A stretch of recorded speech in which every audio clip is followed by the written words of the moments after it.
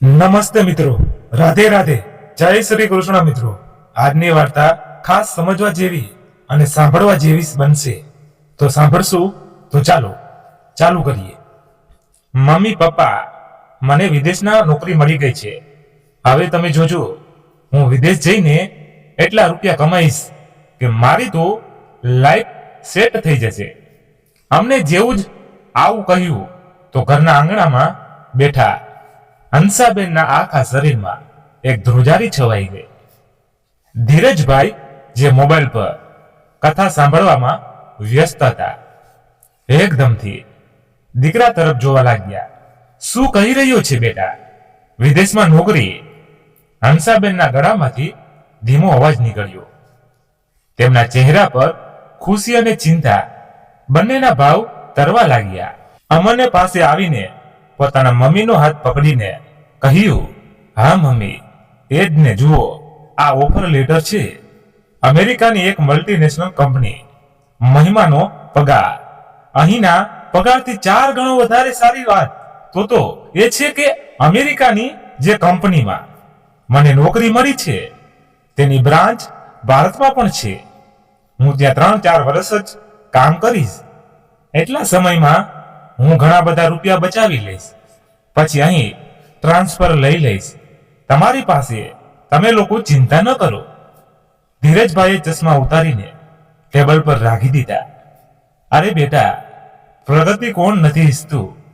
હું તો પોતે ઈચ્છું છું કે તું આગળ વધે, પણ એટલો બધો દૂર? હંસાબેને પોતાના સાડીના પાલોથી આંખો લૂછી લીધી. અમન બેટા, તું આટલો દૂર જતો રહીશ તો ત્યાં તારું ધ્યાન કોણ રાખશે? ખાવા પીવાનું, પહેરવા ઓઢવાનું, અને તું પણ એકલો કઈ રીતે રહીશ? અમને મને હસીને પિતાના ખંભા પર હાથ રાખ્યો. અરે પપ્પા, હવે એ જમાનો નથી રહ્યો. જ્યારે કોઈ વિદેશ ગયો તો વર્ષો સુધી તેનો ચહેરો પણ જોવા ન મળે. હવે તો વિડીયો કોલનો જમાનો છે. જ્યારે મન થાય બસ એક બટન દબાવો અને સામે આવો. બસ 3-4 વર્ષની જ વાત છે. આટલી ચિંતા ન કરો. અને આમ પણ ફ્લાઇટથી અમેરિકા આવવા જવામાં કેટલો સમય લાગે છે. હું તો વિચારી રહ્યો છું, ક્યારેક તમને બંનેને પણ ત્યાં ફરવા લઈ જઈશ ફ્લાઇટથી. બસ થોડાક કલાક લાગશે. તમે લોકો પણ બહારની દુનિયા જોઈ લેજો. વિચારો, મમ્મી, તમે ગોગલ્સ લગાવીને સરસ વેસ્ટર્ન કપડાં પહેરીને ન્યુયોર્કના રસ્તા પર ફરશો અને બધા કહેશે, આ છે અમનની મોમ. હંસાબેન હસીને શરમાઈ ગયા. અરે રામ રામ, હું અને એ પણ વિદેશી કપડાં. લોકો શું કહે છે? અમને હસીને ફરી પપ્પા તરફ જોયું. અને તમે પપ્પા, તમે તો સૂટ બૂટમાં બિલકુલ કોઈ ઓફિસર જેવા લાગશો. હાથમાં લાકડી હશે અને પૂરા રૂઆબ સાથે અમેરિકા ફરશો. અને હું કહીશ, આ છે મારા પપ્પા મિસ્ટર ધીરજલાલ. અમનની વાતો સાંભળીને ધીરજભાઈએ હંસાબેન તરફ જોયું. પછી હસીને બોલ્યા, જોઈ રહીશો હંસા, આપણો દીકરો કેવી વાતો બનાવીને આપણને ફોસલાવી રહ્યો છે. હંસાબેનની આંખોમાં આંસુઓની વચ્ચે હળવી હસી છલકાણી અને દીકરાના માથા પર પ્રેમથી હાથ ફેરવ્યો. હું તો ભગવાનથી એ જ માંગીશ, બેટા, તું જ્યાં પણ રહે ખુશ રહે. અમન બોલ્યો, મમ્મી પપ્પા, ત્યાં જઈને પણ હું હંમેશા તમારી સાથે જોડાયેલો રહીશ. ક્યારેય તમને એવું મહેસૂસ જ નહીં થાય કે તમારો દીકરો તમારાથી દૂર છે. આ મારું પ્રોમિસ છે. અચાનક હંસાબેનની આંખો ખુલી અને ભૂતકાળમાં ખોવાયેલા હંસાબેન વર્તમાનમાં આવી ગયા. હંસાબેને એક ઊંડો શ્વાસ લીધો અને મનમાં ને મનમાં વિચારવા લાગ્યા. કેટલા વાયદા કરીને ગયો હતો મારો મોટો દીકરો. રોજ વાત કરશે, અમનને ફરવા લઈ જશે. ક્યાં ગયા એ બધા વાયદા? હવે તો ફોન પણ નથી કરતો. અમે કરીએ છીએ તો કહી દે છે, વ્યસ્ત છું મમ્મી. કેવી વ્યસ્ત જિંદગી હશે જેમાં મા બાપ માટે પણ સમય નથી. હંસાબેને સામે રાખેલા પોતાના દીકરાઓના ફોટાને જોતા વિચાર્યું, હવે તો ત્યાં જ તે પરદેશી છોકરી સાથે લગ્ન કરી લીધા. 2 બાળકો પણ થઈ ગયા. એ બાળકો પણ અમને શું ઓળખશે? કોણ દાદી કોણ દાદા? એક લાંબો શ્વાસ છોડ્યો અને છાતીના ભારને હળવો કરવાનો નાકામ પ્રયાસ કર્યો. શું થયું હંસા? શું વિચારમાં પડી છો? ધીરજભાઈના અવાજે તેમની તંદ્રા તોડી અને હંસાબેનની પાસે આવીને બેસી ગયા.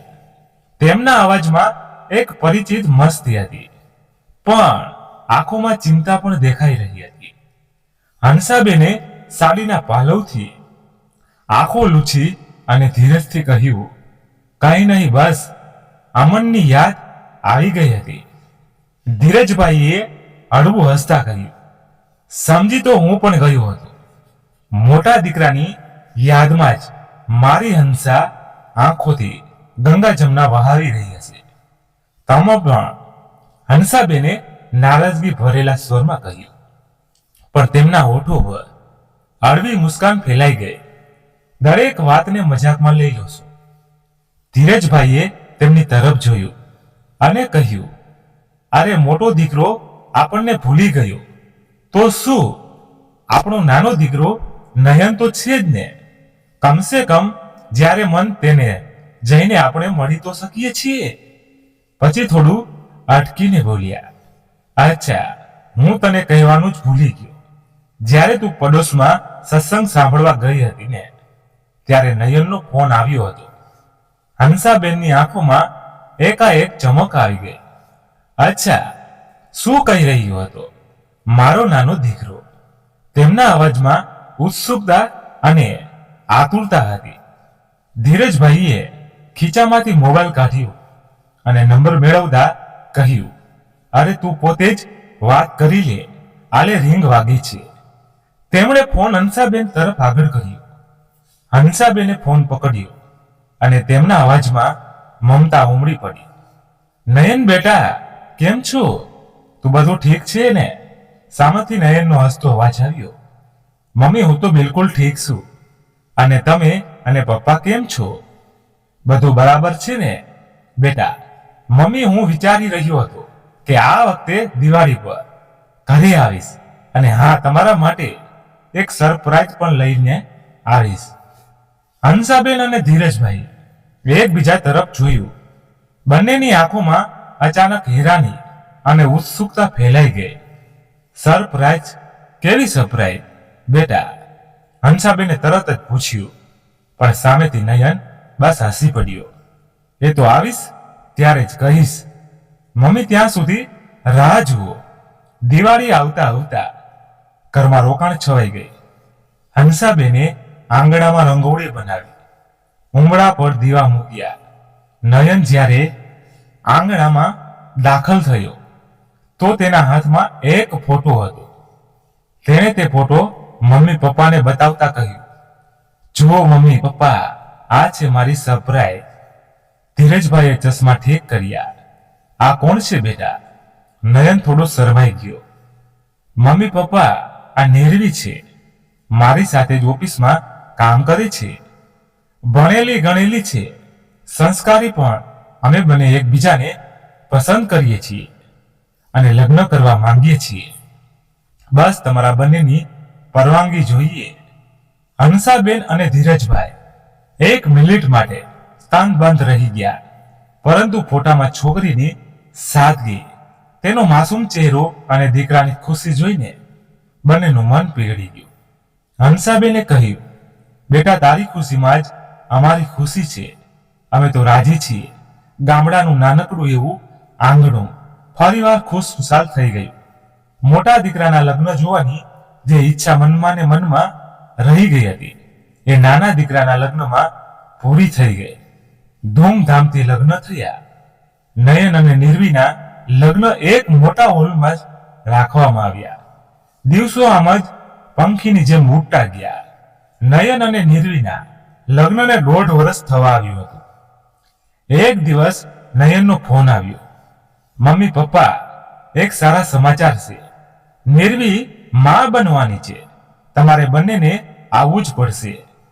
અમને તમારા બંનેને જરૂર છે. આ સાંભળતા જ હંસાબેનની આંખોમાંથી ખુશીઓના આંસુ છલકાઈ ગયા.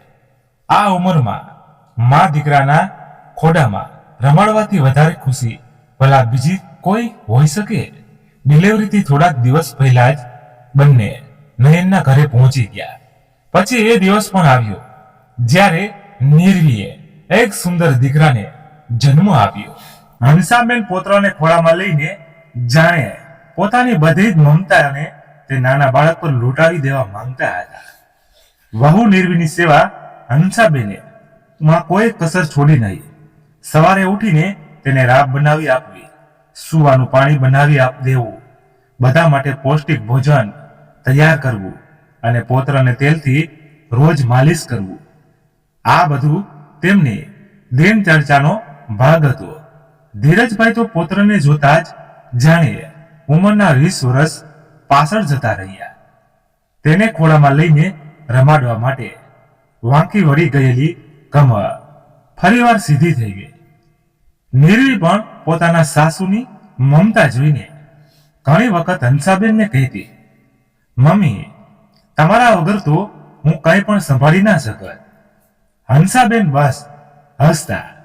તેમના માટે તો એ જ સૌથી મોટી ખુશીની વાત હતી કે મોટો દીકરો ભલે દૂર જતો રહ્યો છે, પરંતુ નાના દીકરાના ઘરમાં તેમને લાગણી મળી ગઈ, જે તેમની વૃદ્ધાવસ્થા આરામથી પસાર કરવા માટે પૂરતી હતી. જ્યારે પોતરો 6 મહિનાનો થયો તો હંસાબેન અને ધીરજભાઈ વિચાર્યું, હવે થોડાક દિવસો ગામડે જતા આવીએ. જો કે પોતરાથી અલગ થવા માટે તેમનું મન બિલકુલ થતું નહોતું, પરંતુ ગામડાનું ઘર પણ જોવાનું હતું. પોતરાના 6 મહિના પૂરા થતા જ બંને પાછા ગામડા આવી ગયા અને પોતાની જૂની દિનચર્યામાં પાછા ઢળી ગયા. આસપાસના કોઈ મળવા આવતા તો હંસાબેન બસ પોતાના પોતરાની જ વાતો કરતા રહેતા. ત્યાં શહેરમાં નિર્વી એકલી બાળકને સંભાળતા સંભાળતા થાકવા લાગી હતી. થોડાક જ અઠવાડિયા વીત્યા હતા કે નયનનો ફરી ફોન આવી ગયો. મમ્મી, પપ્પા, હવે તમે લોકો પાછા આવી જાઓ. અહીં નિર્વીને પણ ગુડ્ડુને સંભાળવામાં મુશ્કેલી થઈ રહી છે અને હું તો કહું છું, હવે તમે લોકો અહીં જ રહેજો. ધીરજભાઈએ કહ્યું, બેટા, થોડાક દિવસો માટે તો બરાબર હતું, પરંતુ હંમેશા માટે મારો મતલબ છે. ત્યાં તો 2 જ રૂમનો ફ્લેટ છે. અમે ત્યાં રહીશું તો તમને બંનેને મુશ્કેલી થશે. નયને હસીને કહ્યું, મુશ્કેલી કેવી પપ્પા? મેં વિચાર્યું છે ગામડાનું મકાન વેચી નાખીએ. જે થોડી ઘણી જમીન ત્યાં છે એ પણ વેચી નાખીશું. પછી અહીં શહેરમાં જ એક મોટો ફ્લેટ લઈ લઈએ. બધા સાથે રહીશું તો કોઈને કોઈ પ્રકારની મુશ્કેલી નહીં પડે. ધીરજભાઈએ ઊંડો શ્વાસ લીધો અને પછી કહ્યું, હું તને પછી ફોન કરીને કહું છું. એમ કહીને ફોન મૂક્યો. ગામડાનું મકાન વેચવાનું તેમનું બિલકુલ મન હતું નહીં. તેઓ વિચારમાં પડી ગયા. ગામડાનું ઘર, તેનું આંગણું, તે ખેતીવાડી બધું જ મૂકવું સરળ નહોતું, પરંતુ હંસાબેન પોતાના દીકરા, વહુ અને પોત્ર સાથે રહેવા માંગતા હતા. તેમણે કહ્યું, મારું મન તો બસ મારા ગુડ્ડુ પાસે રહેવાનું થયા રાખે છે. છોકરાઓ બોલાવી રહ્યા છે તો કેમ નહીં? ધીરજભાઈએ તેમની તરફ જોયું અને પછી હસીને બોલ્યા, જો તારી ઈચ્છા છે તો મારી પણ એ જ છે. હંસા, થોડાક જ સમયમાં ગામડાનું ઘર અને જમીન વહેંચાઈ ગઈ. એ પૈસાથી નયને શહેરમાં એક મોટો ફ્લેટ ખરીદી લીધો, જ્યાં હંસાબેન અને ધીરજભાઈ પોતાના દીકરા, વહુ અને પૌત્રની સાથે હંમેશા માટે જતા રહ્યા. નયન અને નિર્વીની જિંદગી ફરીવાર ગતિ પકડી ચૂકી હતી. નિર્વીએ થોડા મહિનાઓની છૂટી પછી પોતાની નોકરી ફરીવાર ચાલુ કરી નાખી. શહેરની ભાગદોડમાં તે સવારે જલ્દી તૈયાર થઈને ઓફિસે નીકળી જતી અને નયન પણ પોતાના કામમાં વ્યસ્ત રહેતો. હંસાબેને અને ધીરજભાઈએ ઘરની જવાબદારી ખુશી ખુશી સંભાળી લીધી. ધીરજભાઈ સવારમાં બાજુની માર્કેટમાંથી તાજા ફળો, શાકભાજી, દૂધ અને કરિયાણાનું સામાન લઈ આવતા અને હંસાબેન દિવસભર ગુડુને સંભાળતા. તેની માલિશ, નવડાવવું, ખવડાવવું અને પછી રસોડાનું બધું જ કામ કર્યા પછી કપડાં પણ ધોઈ નાખતા. નિર્વી સવારે જલ્દી ઉઠીને પોતાનું અને નયનનું ટિફિન તૈયાર કરી લેતી હતી અને બાકી બધા માટે નાસ્તો બનાવીને રાખી દેતી.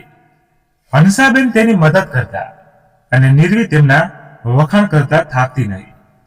મમ્મી, તમે ન હોત તો મારું શું થાય? તે હસીને કહેતી. વહુના નોકરી પર ગયા પછી હંસાબેન અને ધીરજભાઈ બેસીને ચા અને પરોઠાનો આનંદ લેતા. પરંતુ ધીરે ધીરે વસ્તુઓ બદલાવા લાગી. નિર્વીને ઓફિસની ઉતાવળમાં મોડું થવા લાગ્યું. એક સવારે તેણે હંસાબેનને કહ્યું, મમ્મી, આજે તમે જ નાસ્તો બનાવી દેજો ને, મારે ઓફિસે જવા માટે મોડું થઈ રહ્યું છે. હંસાબેને હસીને હા પાડી. પછી આ ધીરે ધીરે રોજનો નિયમ બની ગયો. નિર્વી હવે સવારનું બધું જ કામ, નાસ્તો, ટિફિન બધું હંસાબેન પર મૂકવા લાગી. મમ્મી, તમે તો કોઈ જાદુગરની જેમ બધું કામ ફટાફટ કરી નાખો છો, તે હળવું હસીને કહેતી અને બેગ ઉપાડીને નીકળી જતી. રાતનું જમવાનું પણ હવે હંસાબેન જ બનાવતા.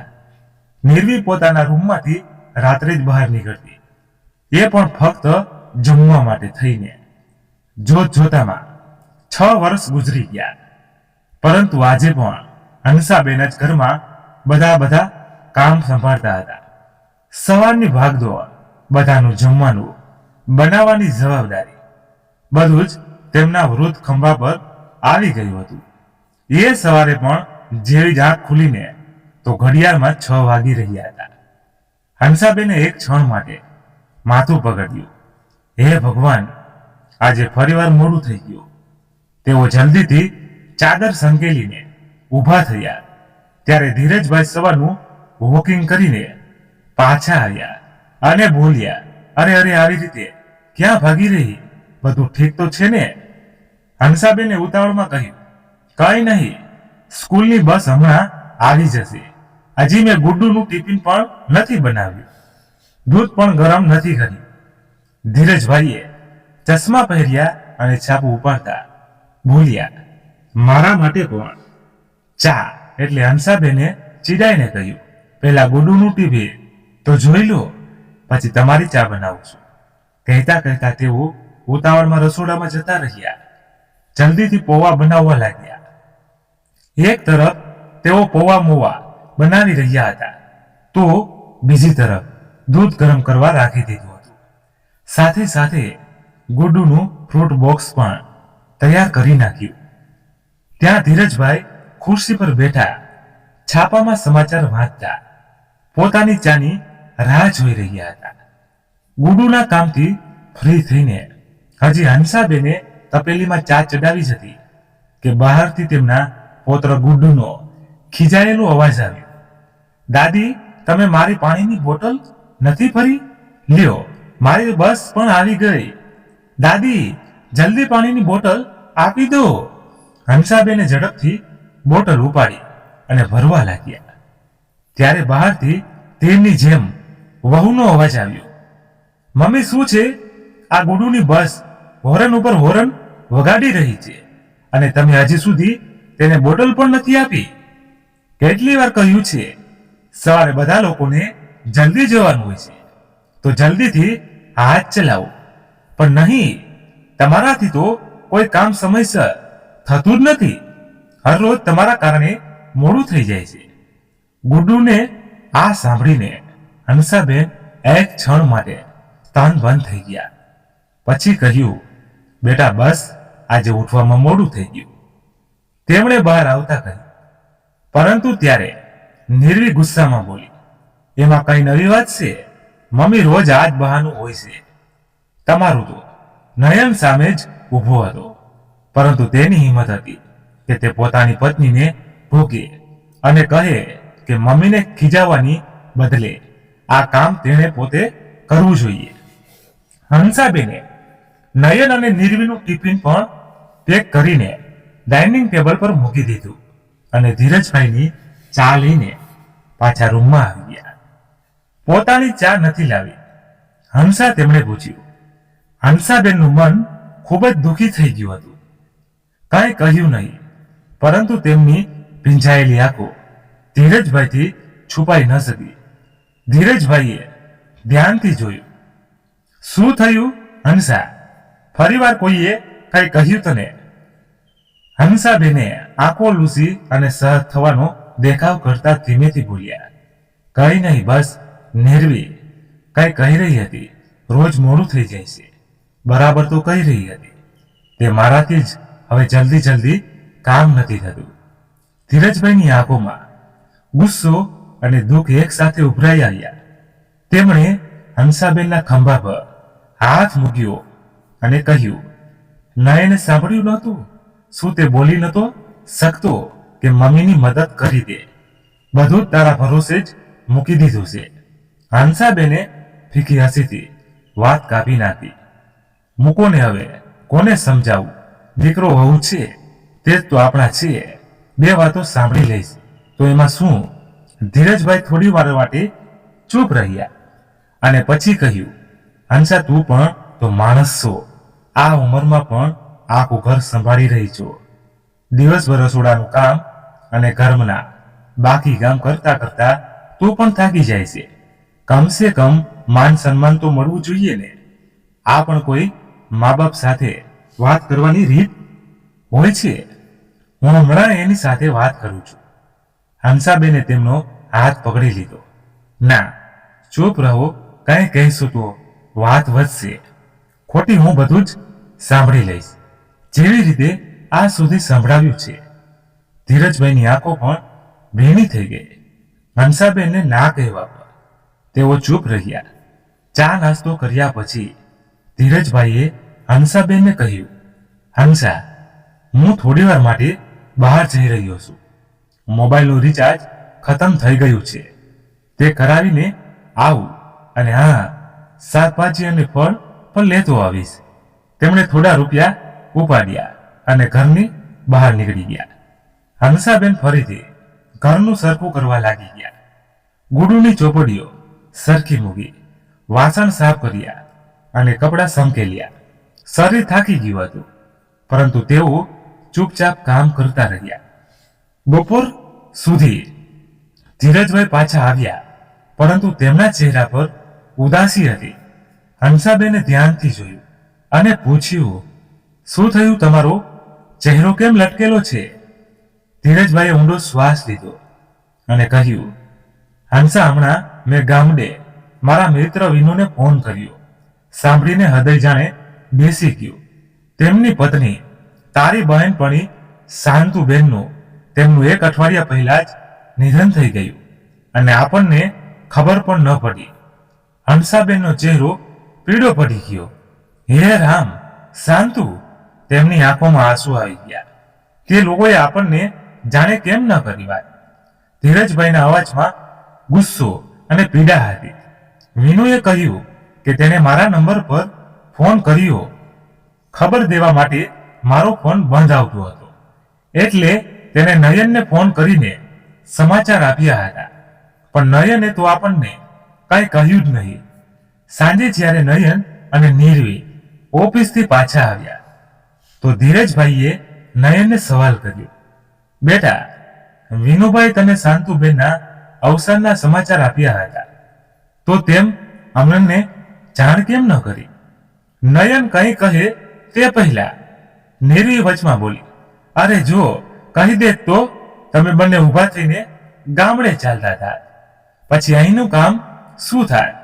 હું નોકરી કરું છું, દિવસભર ઓફિસમાં રહું છું, પછી ઘરે આવીને જમવાનું પણ હું બનાવું. હંસાબેન અને ધીરજભાઈને જાણે જોરથી ઝટકો લાગ્યો. નીરવીના વિચાર સાંભળીને તેઓ અવાક રહી ગયા. નીરવી, આ કેવી વાતો કરી રહી છે? તું સગા સંબંધીના ઘરે તો સુખ દુઃખમાં જવું પડે છે. તું વહુ છે, ઘરની આ વાત તારે તો સમજવી જોઈએ. અચ્છા વહુ, શું તો શું કરું? બધું કામ ધામ મૂકીને ઘર તો ન બેસી શકું ને. આ વાત સારી રીતે જાણી લો. અમે બંને મળીને કમાઈએ છીએ ત્યારે ઘરનો ખર્ચો ચાલી રહ્યો છે. એટલા માટે ચૂપચાપ અહીં રહો અને ઘર સંભાળો. કહેતા નિર્વી પોતાના રૂમમાં જતી રહી અને નયન પણ ચૂપચાપ તેની પાછળ નીકળી ગયો. હંસાબેનનું મન વધારે દુઃખી થઈ ગયું. એક અઠવાડિયા પછી હંસાબેન અને ધીરજભાઈની લગ્નની એનિવર્સરી હતી. હંસાબેને સવારથી ચૂપ હતા, ઉદાસ થઈને રસોડામાં કામ કરી રહ્યા હતા. ધીરજભાઈથી તેમની ઉદાસી જોવાની નહીં. તેઓ પાસે આવ્યા અને બોલ્યા, હંસા ચલ, આજે આપણે બંને ક્યાંક ફરવા જઈએ, મલ્ટીપ્લેક્સમાં પિક્ચર જોવા જઈએ. તું પણ ઘરમાં રહીને થાકી ગઈ હોઈશ, મારું પણ મન છે આ મોટા શહેરમાં આપણે પણ થોડું હરી ફરી લઈએ. રાત્રે બહાર જ જમીને આવીશું. આ સાંભળીને હંસાબેનના ચહેરા પર હળવી સ્માઇલ આવી ગઈ. પરંતુ બધાનું જમવાનું, અરે હંસા, એક દિવસ તો નિર્વી સંભાળી લેશે, વધારે ચિંતા કરવાની જરૂર નથી, આજે સાંજે જઈએ, ધીરજભાઈએ હસીને કહ્યું. સાંજે હંસાબેને પોતાની મનપસંદ બ્લુ સાડી પહેરી સારી રીતે તૈયાર થયા અને ધીરજભાઈ પણ પેન્ટ શર્ટ પહેરીને તૈયાર થઈ ગયા. બંને મલ્ટીપ્લેક્સમાં પહોંચ્યા એક સારું પિક્ચર જોવા અને રાત્રે બાજુના રેસ્ટોરન્ટમાં ગરમા ગરમ ભોજનનો આનંદ લીધો. ઘણા દિવસો પછી હંસાબેનના ચહેરા પર સ્માઇલ આવી હતી. કેટલું સારું લાગી રહ્યું છે. આજે બહાર નીકળીને લાગે છે જાણે એ જૂના દિવસો પાછા આવી ગયા, તેઓ બોલ્યા. પરંતુ જ્યારે રાતના 10 વાગે તેઓ ઘરે પાછા આવ્યા તો નિર્વીએ ધમાલ ચાલુ કરી નાખી. આ શું મમ્મી, તમે લોકો રાતના 10 વાગ્યે પાછા ફરી રહ્યા છો? હું ઓફિસથી થાકીને આવી અને ઘરે જમવાનું પણ મારે જ બનાવવું પડ્યું. આખરે ગયા ક્યાં હતા તમે લોકો? હંસાબેને ધીરેથી કહ્યું. બેટા, ઘણા સમયથી મન હતું પિક્ચર જોવાનું, તો તારા સસરાએ કહ્યું કે અચ્છા પિક્ચર જોવા ગયા હતા. હંસાબેનની વાત પૂરી થવાની પહેલા નિર્વીએ તીક્ષ્ણ અવાજે કહ્યું, મતલબ 1000-2000 રૂપિયા બહાર ઉડાડી આવ્યા?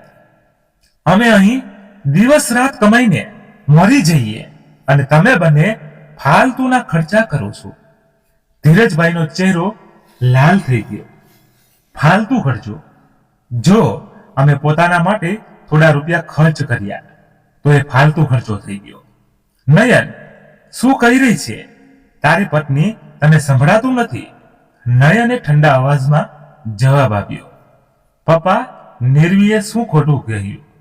અમે દિવસ રાત એક કરીને રૂપિયા કમાઈ રહ્યા છીએ અને તમે લોકો ઘરનું કામ મૂકીને ફરવા નીકળી ગયા, તો ગયા આટલા રૂપિયા પણ ખર્ચ કરી નાખ્યા.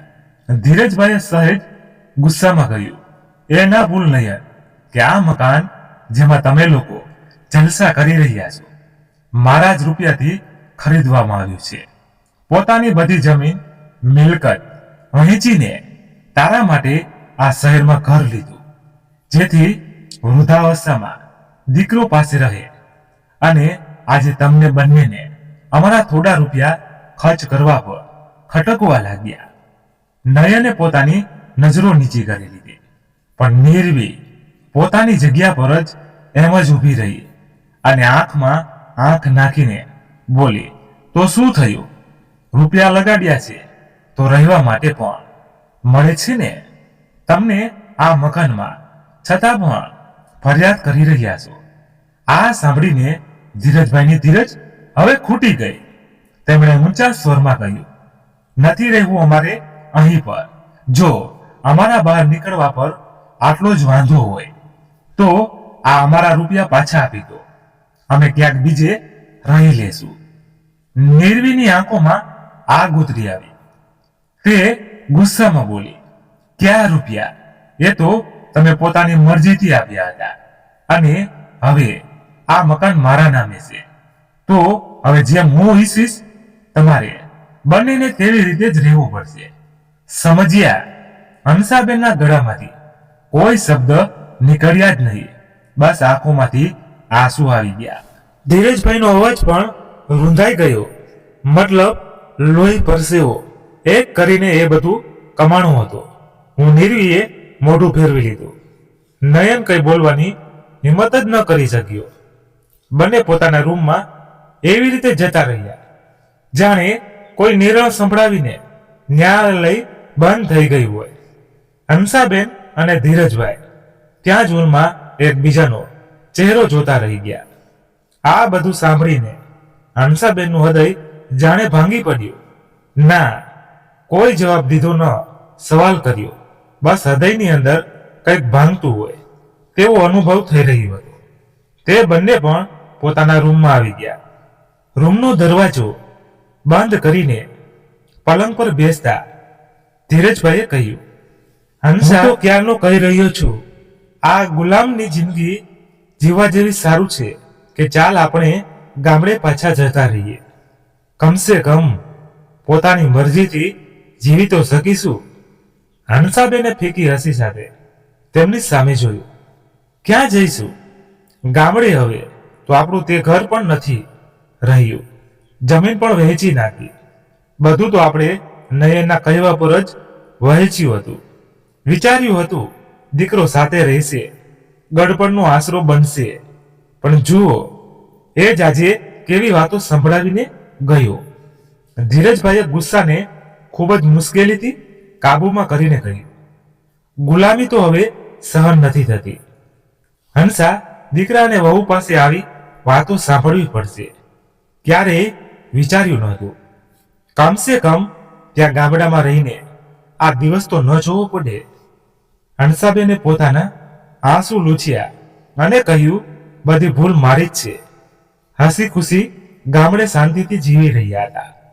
પરંતુ મેં દીકરા અને પોતાના પ્રેમમાં પડીને તમારી પાસે જીદ કરી. બધું વહેંચીને શહેર જવાની, સાથે રહેવાની એ જ વિચાર્યું હતું. પણ આ બધું શું થઈ રહ્યું છે આપણી સાથે? હા હંસા, ભૂલ તો બહુ મોટી કરી નાખીએ આપણે, અને આજે તે એક જ ભૂલના કારણે આ દિવસ જોઈ રહ્યા છીએ.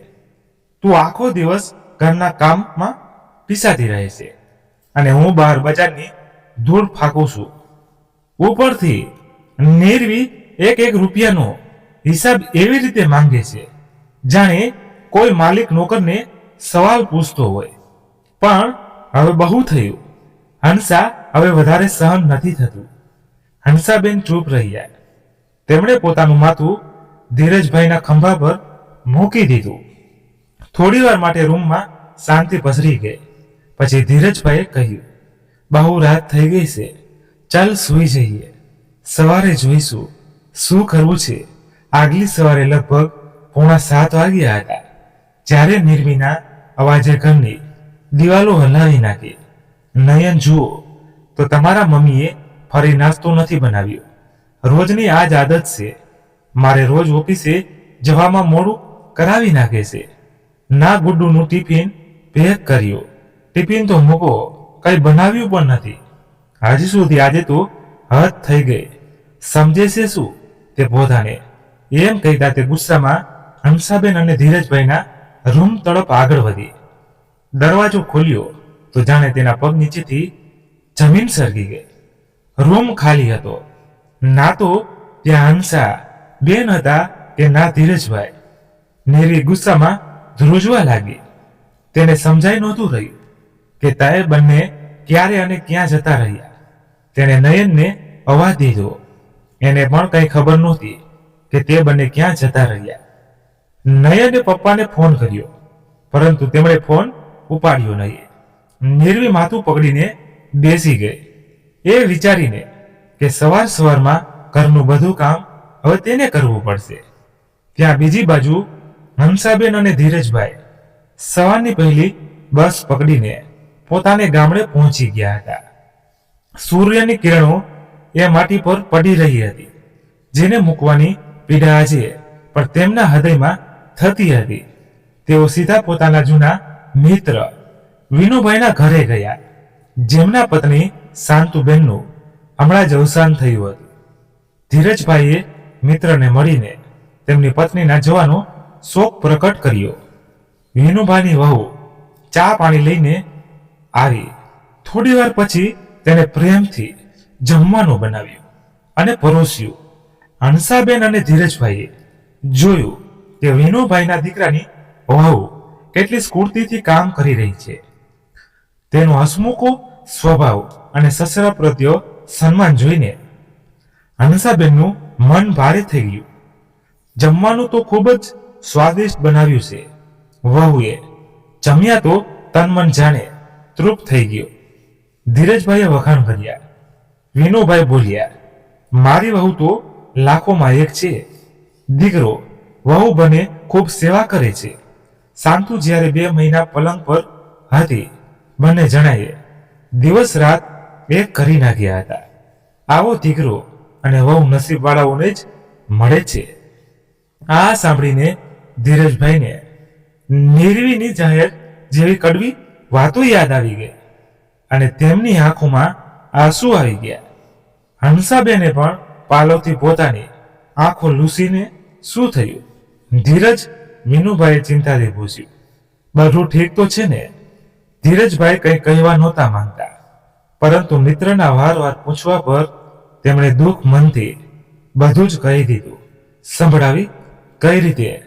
દીકરા અને વહુએ બધી જ મિલકત જપ્ત કરી લીધી અને તે છતાં પણ તેમને કડવી વાતો સાંભળવા મળે છે.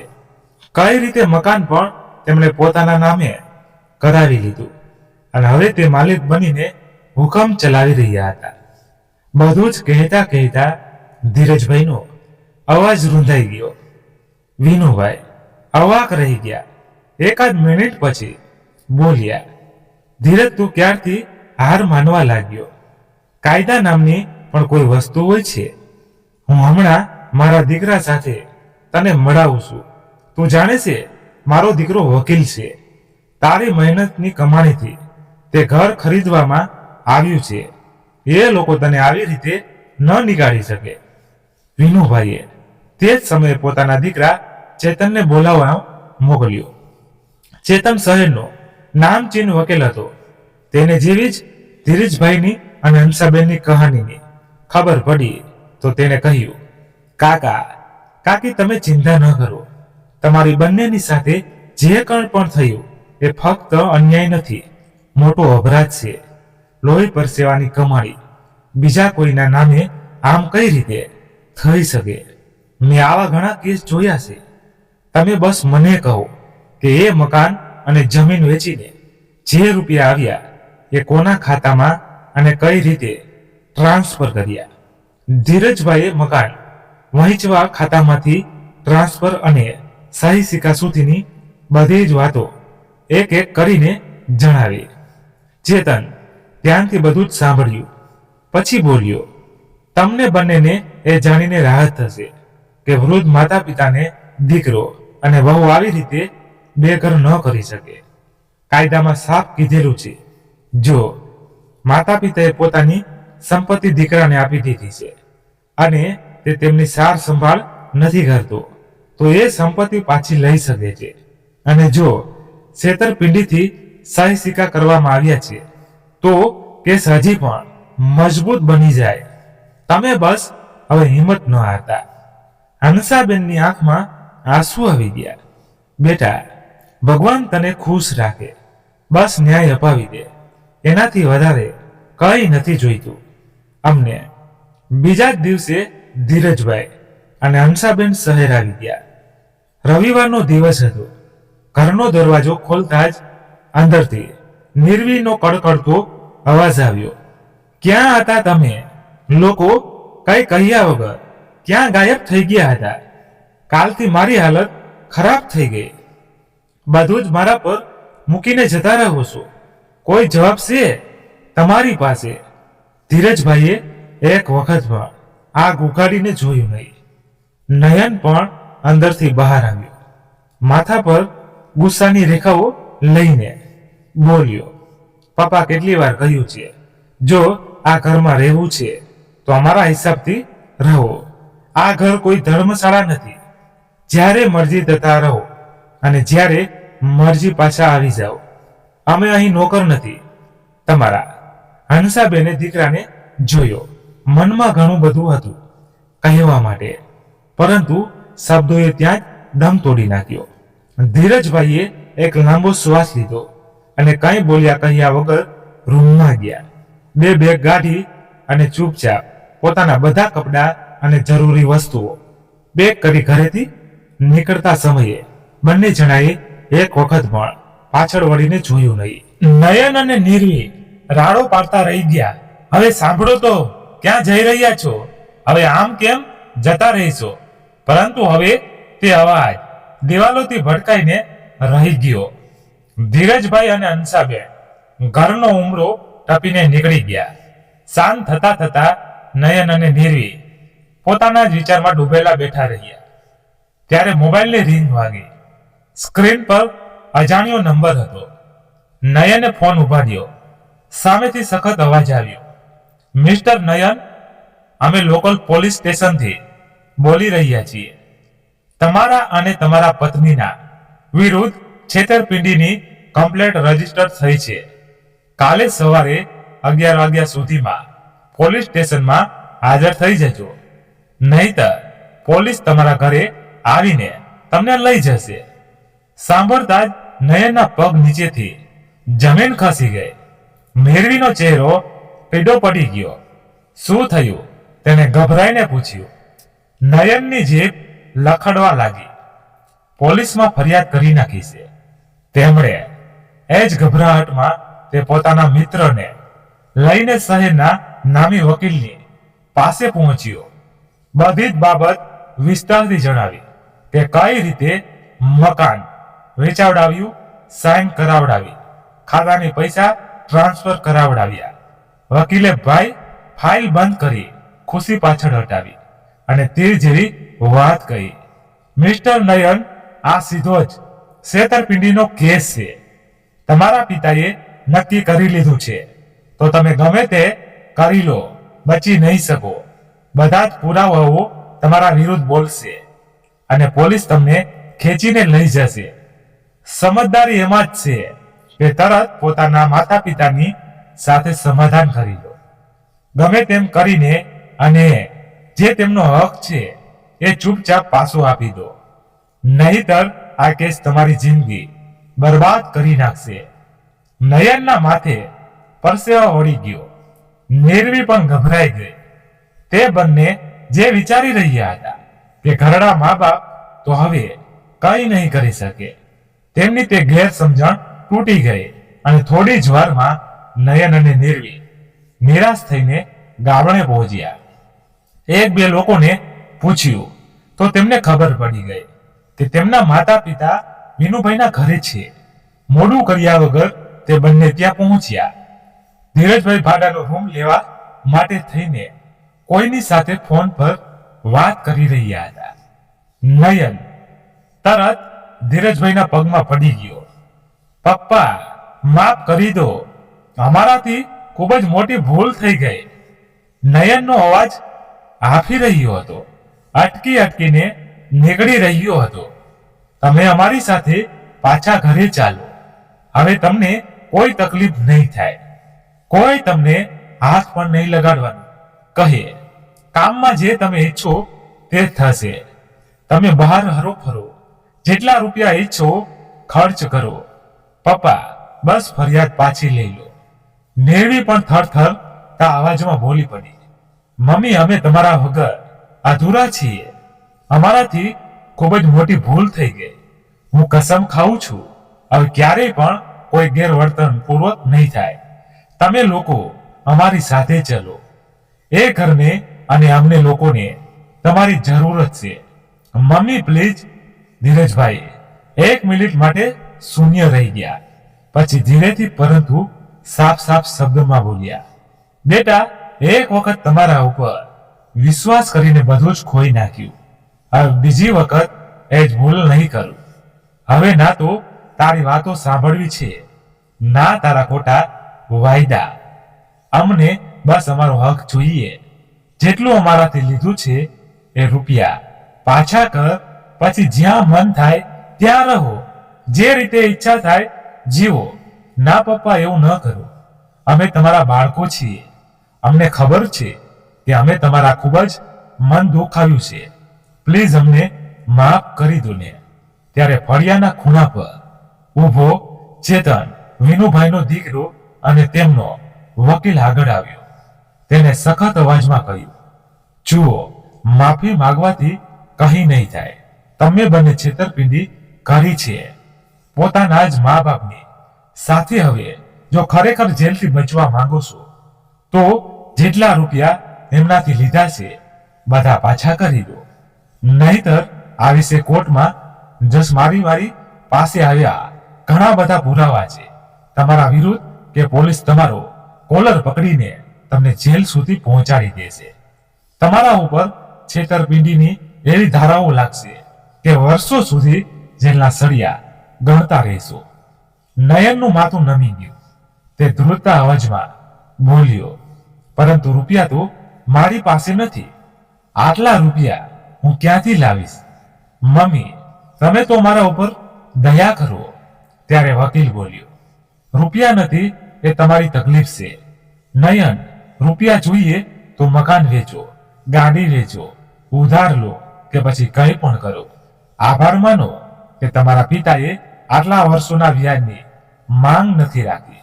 નહીતર રકમ એટલી મોટી થઈ જાય કે તમે વિચારી પણ ના શકો. હવે તમે લોકો નક્કી કરી લો કે રૂપિયા પાછા આપવા છે કે પછી આખી જિંદગી જેલમાં ગુજારવી છે. ના, હું વાયદો કરું છું, 1 મહિનાની અંદર એક રૂપિયો પાછો આપી દઈશ. પપ્પાને બસ ફરિયાદ પાછી લઈ લો. હંસાબેન અને ધીરજભાઈની આંખમાં આંસુ આવી ગયા. પરંતુ ચેતને ફરીથી કહ્યું, જે પણ કહ્યું છે તે લિખિતમાં આપો અને કીધેલા સમય પર રૂપિયા પાછા આપી દેજો. નહીતર કોઈ માફીનામાનો કોઈ મતલબ નહીં રહે. નયને ધ્રુજતા હાથે લખ્યું, હું નયન કુમાર મારા માતા પિતાથી લેવામાં આવેલા 80 લાખ રૂપિયાને 1 મહિનાની અંદર પાછા આપવા દઈશ. નહીતર હું કાયદાકીય કાર્યવાહી માટે તૈયાર છું. 1 મહિનો વીતવા જ નયન અને નિર્વીએ મજબૂરીમાં પોતાનો એ જ ફ્લેટ વહેંચી નાખ્યો જે પિતાના નામે રૂપિયાના દમ પર ખરીદ્યો હતો. જેટલા રૂપિયા ધીરજભાઈએ પોતાની મહેનતથી કમાણીથી લગાવ્યા હતા એ બધા રૂપિયા પાછા કરી દેવામાં આવ્યા. ગામડે આવીને ધીરજભાઈએ તે જ રકમથી એક નાનકડું મકાન ખરીદી લીધું, જે તેમને એક સુખી જીવન આપવા માટે પૂરતું હતું. બાકી વધેલા રૂપિયા તેમણે બેંકમાં જમા કરાવી નાખ્યા, જેથી કોઈની પણ આગળ હાથ ન ફેલાવવો પડે. અહીં શહેર જેવી ચકાચોંધ નહોતી, પરંતુ અહીં માન હતું, શાંતિ હતી અને આત્મસન્માનથી રહેવાનો ગર્વ હતો. અહીં હવે કોઈ તેમને કડવી વાતો સંભળાવતું નહોતું, કોઈ આંખો દેખાડતું નહોતું. અહીં તેઓ પોતાની મરજીના માલિક હતા અને બાકીની જિંદગી પોતાની શરતો પર જીવવા લાગ્યા. પોતાના ઘરમાં બંને વૃદ્ધોના મનમાં આજે ફરીથી જીવવાનો ઉમંગ આવી ગયો હતો, કેમ કે તેમની પાસે હવે સૌથી કિંમતી વસ્તુ હતી, પોતાની આઝાદી. તો મિત્રો, તમને શું લાગે છે, ધીરજભાઈએ જે નિર્ણય લીધો શું તે બરાબર હતો કે શું? કોમેન્ટ કરીને જણાવજો. અને હા, વાર્તા પસંદ આવી હોય તો લાઈક કરી તમારા બધા મિત્રો સાથે શેર કરજો. અને હા, એક વાત તો કરવાની ભૂલાઈ જ ગઈ, સબસ્ક્રાઇબ કરતા જાજો એટલે અમને પણ મજા આવે. ધન્યવાદ. ફરી મળીએ નવી વાર્તા સાથે. ત્યાં સુધી તમારા પરિવાર સાથે ખુશખુશાલ રહો. જય હિન્દ, જય ભારત.